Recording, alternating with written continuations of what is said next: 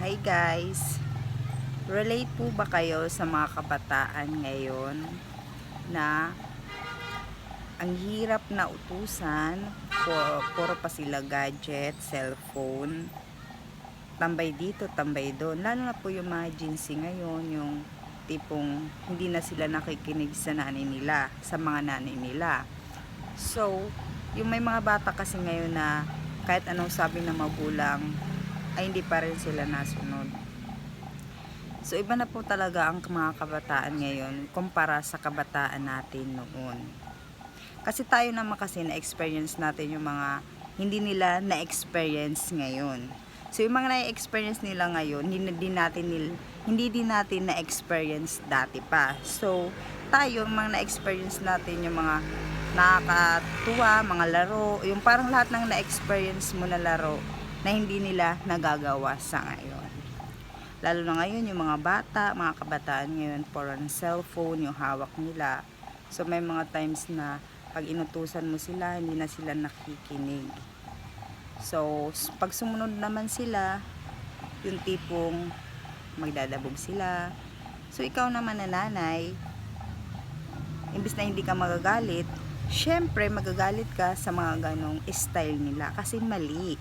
Mali yun. Kasi tayo dati, pag sinabihan tayo ng ating mga nanay, kunwari may bisita, hindi ka pwede na, kunwari may bisita ka, hindi ka pwedeng makiharap o makigulo.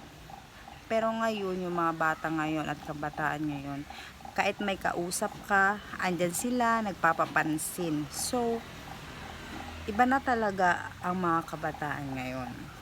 So, kayo guys, kayo mga, tulad ko mga mami, kung kayo po ba ang tatanungin nyo, okay lang po ba na ang yung mga anak nyo ay nasa bahay, nagsi-cellphone, at least di sila nalabas? So para sa akin siguro, oo, kahit mag-cellphone sila dito sa bahay, at least nakikita mo sila, andyan lang sila, so nagagabayan mo sila, na kumpara sa mga ibang Gen Z ngayon, kung saan-saan sila napunta, kahit gabi na, parang yung mga nanay, hindi na sila kaya, hindi na sila kayang kontrolin. Pag kinokontrol mo, magagalit pa sila, sasagot pa sila. So, kasalanan pa ng nanay. So, yung kabataan kasi ngayon, wala na sila sa hulog. So, kaya karamihan sa mga kabataan ngayon na mga tungtong ng 14, 13 pataas, ay naliligaw sila ng landas dahil hindi na sila nakikinig sa kanilang mga nanay. So, pasalamat pa rin tayo na yung may mga anak na nakikinig pa rin ngayon. So, saludo tayo sa mga nanay na gano'n na kaya nilang kontrolin at may takot pa rin yung mga anak nila sa atin. Ay mga anak natin sa atin. So, magiging proud tayo nun kasi ibig sabihin, nakikinig pa rin sa atin yung mga anak natin. So, para sa akin, yung anak ko, cellphone lang sila ng cellphone dito sa bahay, okay lang sa akin yun. Ang importante, nakikita ko at nasusubaybayan ko sila at hindi sila napapariwara sa labas. So, mahirap kasi yung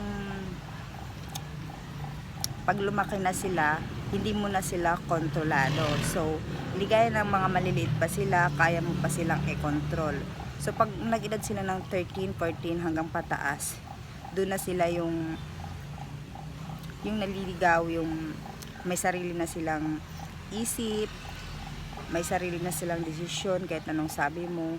Kunwari, sinabihan mo sila, kahit tama naman yung sinasabi mo, pinapangaralan. Ang iba kasing bata, makikinig, bumubulong-bulong pa, tapos pasok dito sa tenga, lalabas sa kabilang tenga. So, ang kaibaan talaga sa mga bata ngayon kumpara sa atin, iba ngayon. So, yung mga nagagawa nila ngayon ay hindi natin nagagawa dati dahil sobrang stricto ng mga nanay dati at mga tatay natin. At saka yung mga tayo kasi wala pa tayong mga gadget. So, yung mga bata ngayon kung ano-ano nakikita nila sa social media, kaya siguro nai-apply nila sa mga sarili nila yon. So, need pa rin talaga ng patnubay ng mga magulang, patnubay natin.